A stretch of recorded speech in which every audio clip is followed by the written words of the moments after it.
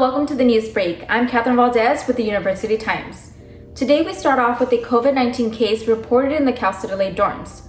After a housing student tested positive for COVID-19, an email was sent out to students living on campus, urging them to get tested.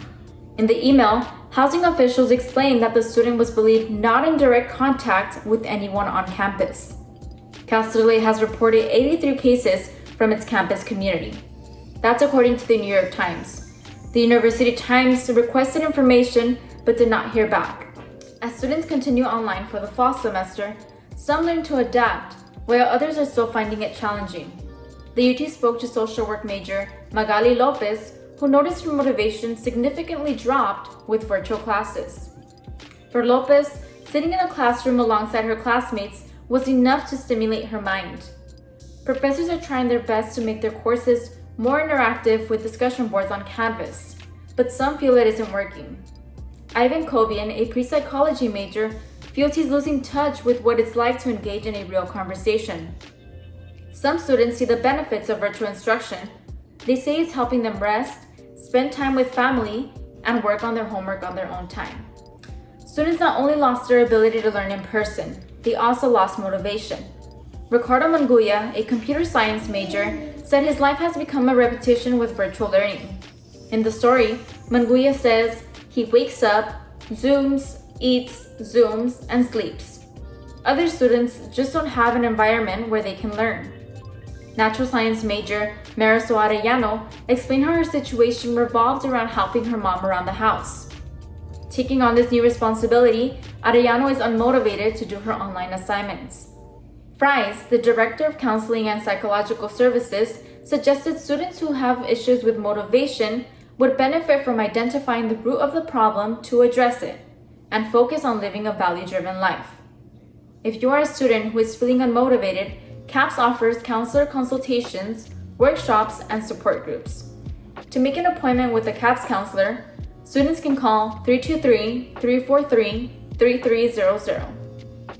In related news, Cal City LA professors are slowly adjusting to the virtual semester as well.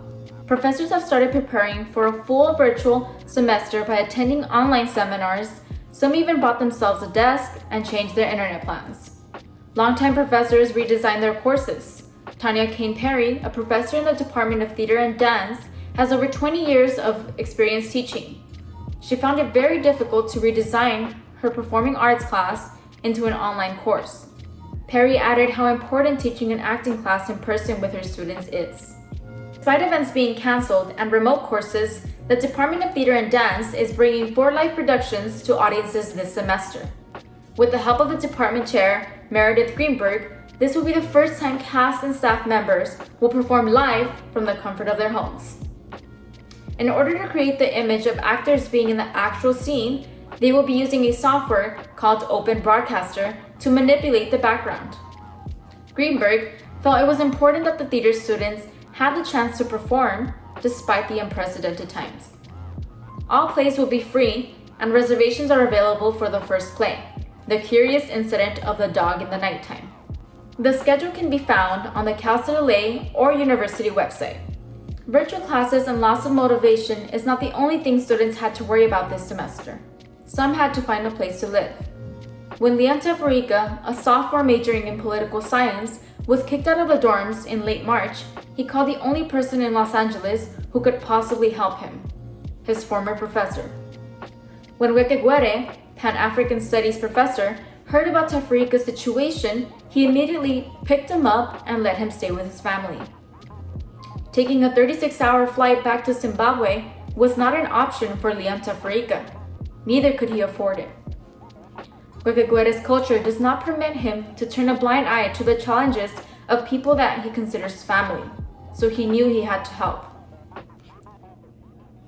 Weke Guerre added that Teferica will always be welcome to his house anytime. He hopes that Teferica can learn to help others with life needs as well.